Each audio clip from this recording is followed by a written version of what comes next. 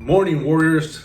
Today I'm gonna talk about a topic that is going around. It's popular right now. I mean, obviously they legalized it, so it's gonna be a lot more difficult to get a hold of that situation or control the situation, especially with your guys' kids, your children.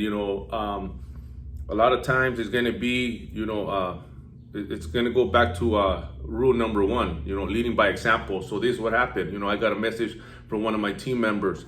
He's like, "Hey, big dog, damn, I just caught my kid, smoking. He's smoking weed and shit. You know how back in the days, I did it too. So I kind of like don't know what to do. I don't know how to approach him. I don't know how to, let him know, hey, you know what, this ain't cool.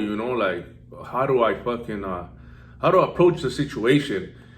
And I was like, you know what, it's gonna be one of those things where like you're just gonna have to let them know how you feel. You're gonna have to tell them the consequences.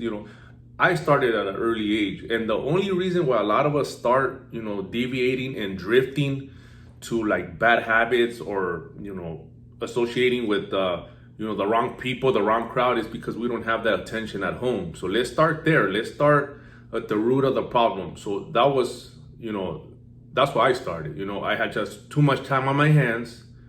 I had nobody was really there to discipline or to watch me. Our parents were hard workers. They're busy, doing fucking multiple hours at work. Some have two jobs, and it's just it's difficult and it's hard because a lot of our society, has us, where we're not educated enough. We don't have that rite of passage. We don't see the future because there's just nothing there. Like, you start creating this belief when you don't have no support. No support from your parents, which that's going to be the cornerstone of you having a better relationship with your kids.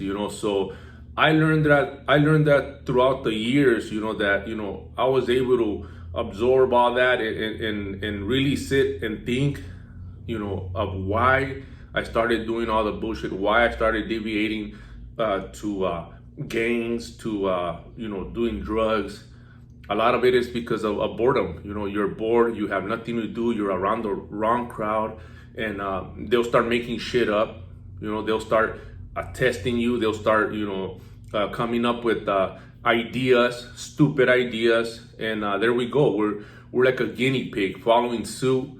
Especially if they're a lot older or they're hanging around a crowd that's already advanced in that manner, which their parents are probably doing it at home, so they don't really make it a big deal. Because I had those friends. I had those friends where we could just go to the pad, kick it, roll it up, and take hits from the bong and shit, and it was accepted, and that's what made it even easier. But then the problem there is that we start creating this habit of wanting more and more, and then you want to go get money to go get it, to get high, to get that feeling. You don't have it. You're a teenager, so now you want to start hustling to make money to support your habit, and it's just downhill from there. So I told them plain and simple, obviously you don't do it no more. That was the past. You're around my age. I get that. We didn't have that guidance. We didn't have that discipline. We didn't have the people watching over us 24/7, or showing us more and more attention. Because it all comes from attention. So if you're doing all that, or if you're not doing all that, then that's where we got to start. Are you giving your kids attention?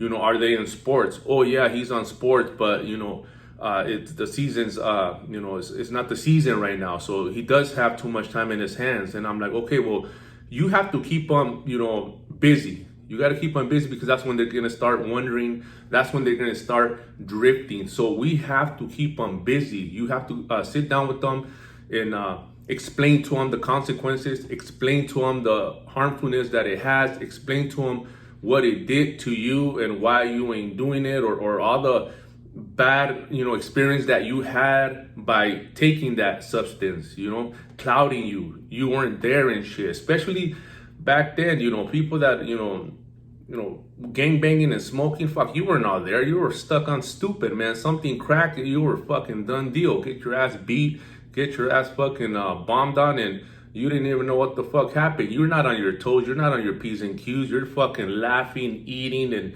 thinking fucking you're in cloud nine and shit. You know, like there's no problems, and that's the problem. To think that there is no problem. So that's another experience that I, experienced through my life. Where like I kind of cut it off soon because I didn't. I always wanted to be in control. I didn't want to be out of control, so that shit never kept me in control. It pretty much numbed me, it numbed me, and I wasn't on point. So that's not how I was laced up, obviously, by the OGs. So, it wasn't where I got hooked on it, but I knew that shit, like, I didn't, I didn't really like downers. So that was another fucking, another reason why. But going back to, telling your kids or explaining to your sons, that, why you shouldn't do that, why you didn't seek that, you got to sit down and really, have a talk with them and just, sandwich that shit if you have to. Because if you come strong, and obviously they know that you are participating or you did that before or you're still doing it, then they're gonna poke holes on you. You really got nothing really good is gonna come out of that conversation, because all they're gonna do is just start throwing it back at you. That's where I'm talking about leading by example. That's when I talk about, we gotta personify the teaching. It's not do as I say, not do as I do bullshit. That shit is gone. That shit's played out. That shit's history. This is 2023. You got to be up to par. You better be fucking have that area sewed up on whatever you're trying to teach them, or you want them to listen about what situation they're doing wrong that is going to lead them to a miserable road, to a depressed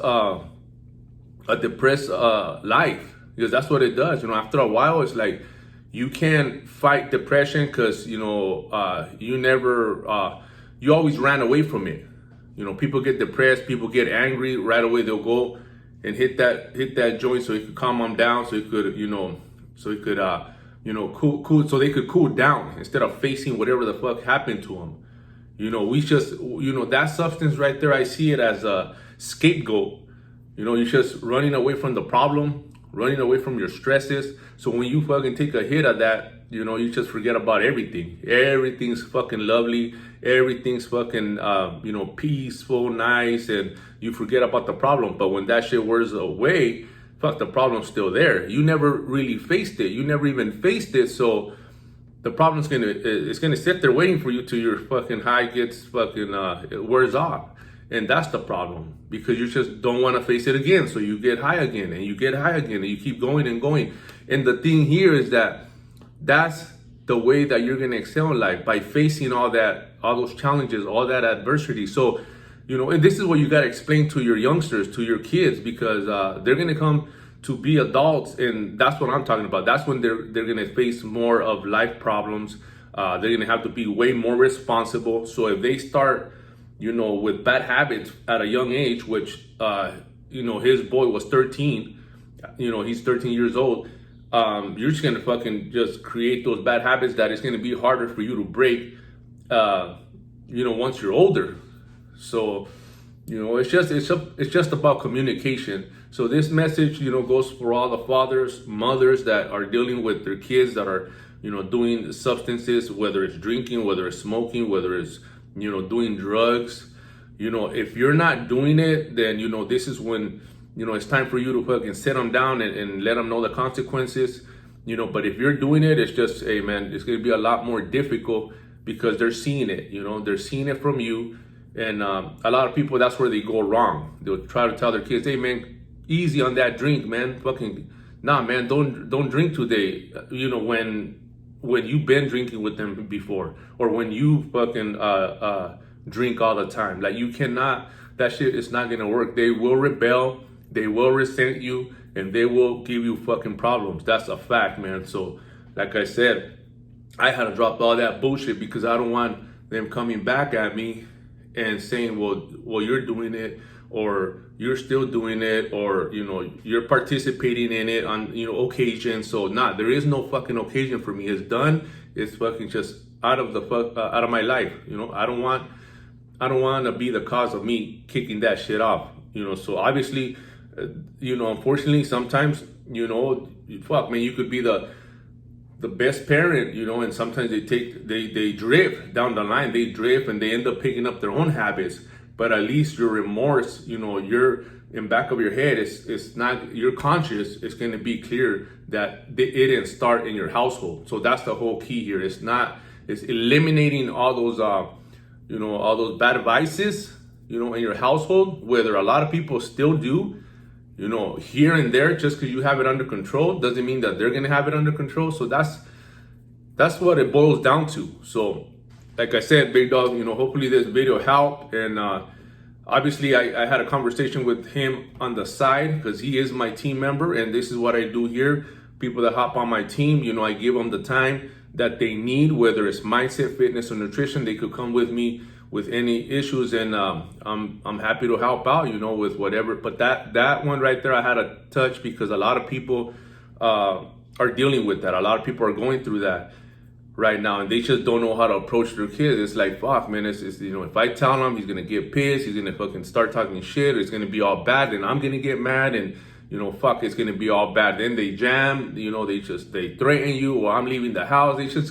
It's just all bad, you know. So you gotta find a way of easing it, like smooth, but be firm. You know, don't fucking just pamper them either. You know, you gotta fucking hit them with the truth, and at the same time keep them busy. At that age, at 13, fuck man, they're living under your roof, so they gotta follow suit. But make sure that you reward them in a manner of self-discipline and taking care of themselves. Let's run it.